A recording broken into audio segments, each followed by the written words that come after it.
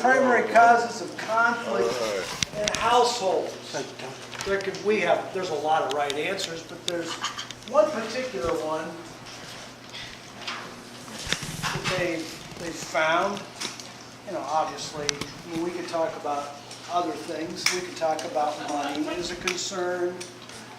We can talk about how to raise children as a concern, but it's not those. It's the division of labor within a house.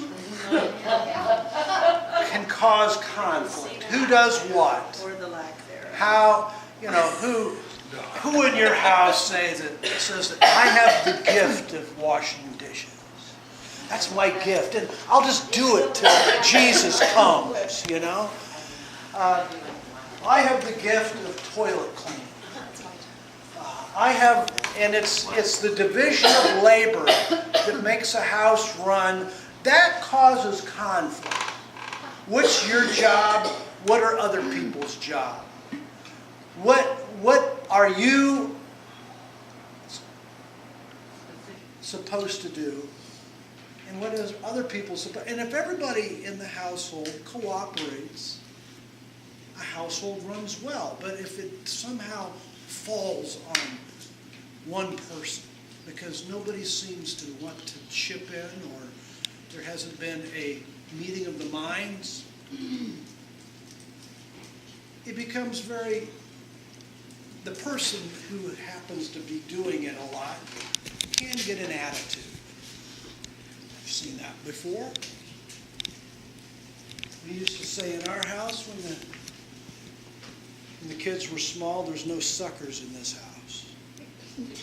Suckers means they're just to suck. They just receive, they don't give. That's suckers. So there's no suckers in this house. We're givers.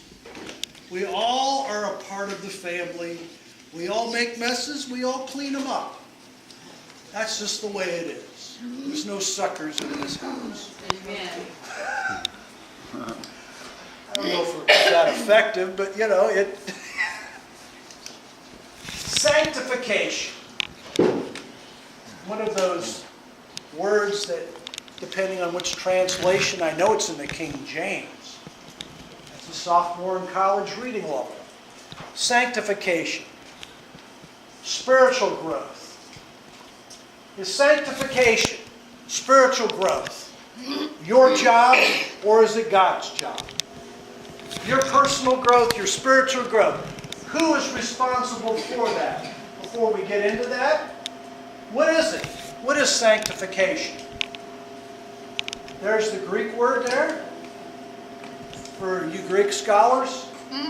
To make holy, to consecrate, to purify, to set apart. The generic meaning of sanctification is the state of proper functioning. To sanctify someone or something is to set that person or thing apart for the use intended by its designer. Like a pen is sanctified when used to write. Eyeglasses are sanctified when used to improve sight.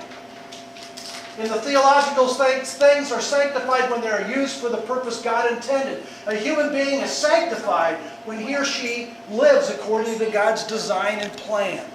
That means you're sanctified. You're living according to God's design and plan. Sanctification.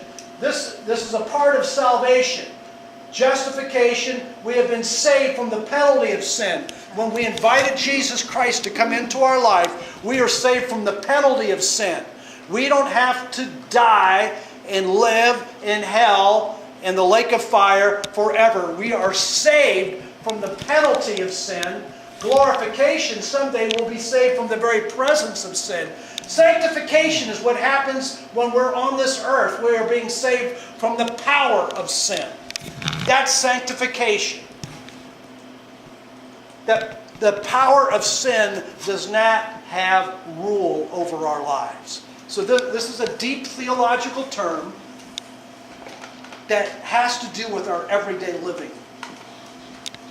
So, in your little small groups, so is sanctification, being free from the power of sin so that you can live for God.